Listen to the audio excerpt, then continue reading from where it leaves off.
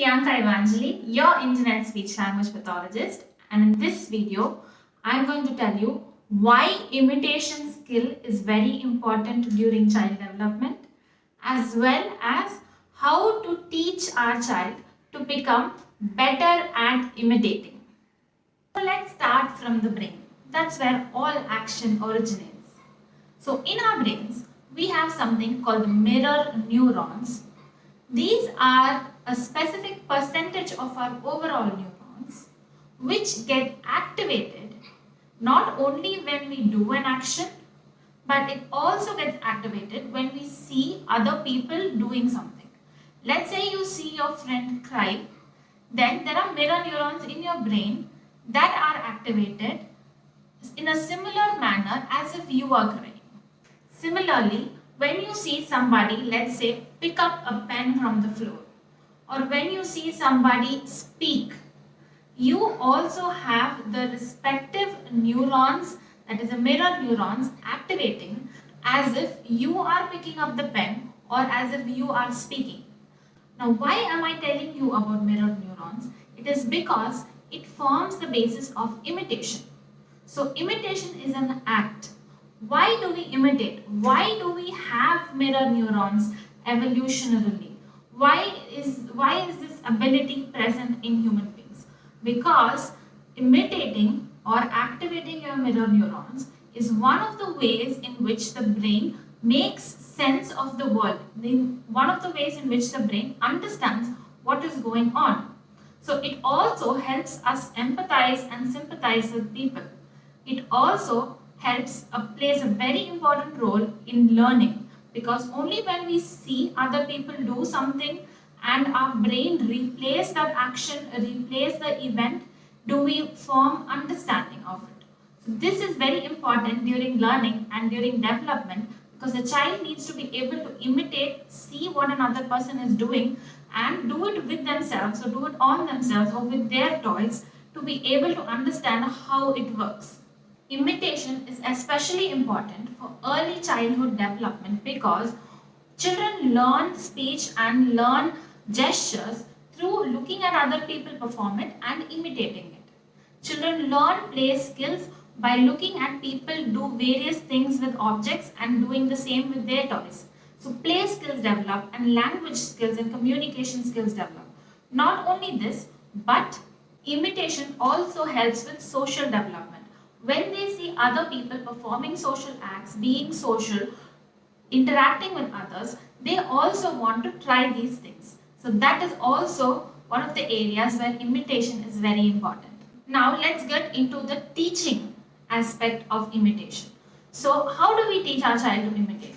We can do this in one way, saying, keeping our child in front of us and saying, do this, do this. This will help. But it's not going to show the most important reason of imitation, which is connection and social engagement. So there is a lot of social rules that child needs to understand before they need to imitate. They need to want to imitate. That's a very important skill. So you are going to teach imitation through play. So how do you do this? I'm going to give you 3 examples of doing this. One is to do any sort of rhymes that involve actions. Let's say your child likes 5 Little Monkeys song. So when you sing 5 little monkeys jumping on the bed, so whenever you sing the song, include an action into it and encourage your child to imitate.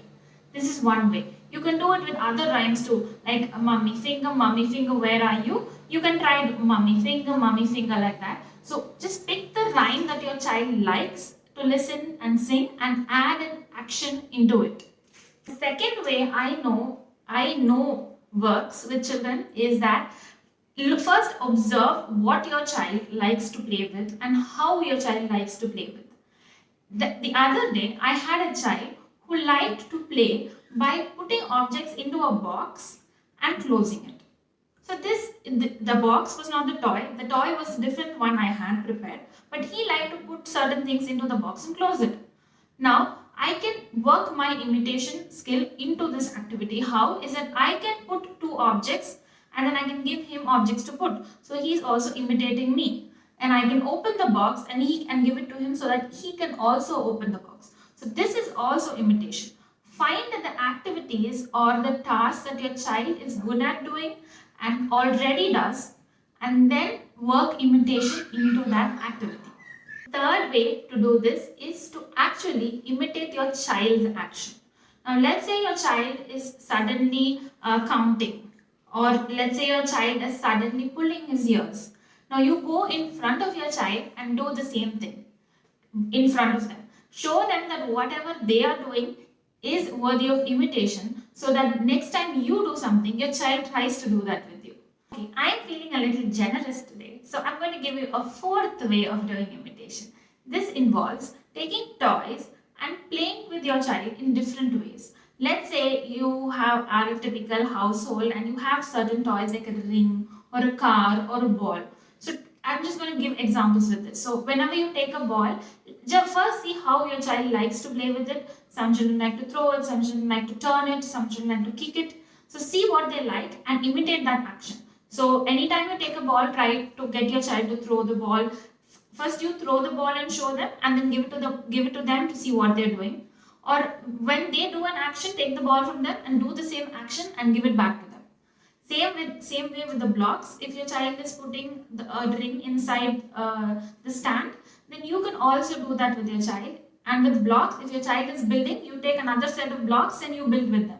So you show them imitative play. This is very important for social skills development as well as for communication development, because it strengthens connection and it strengthens understanding. So try to do a lot of imitative play with the toys that you have, adding just one action with the toy. Make sure you like this video and subscribe to the channel. If you found this helpful, please consider sharing this with other parents as well. See you in the next video. Bye.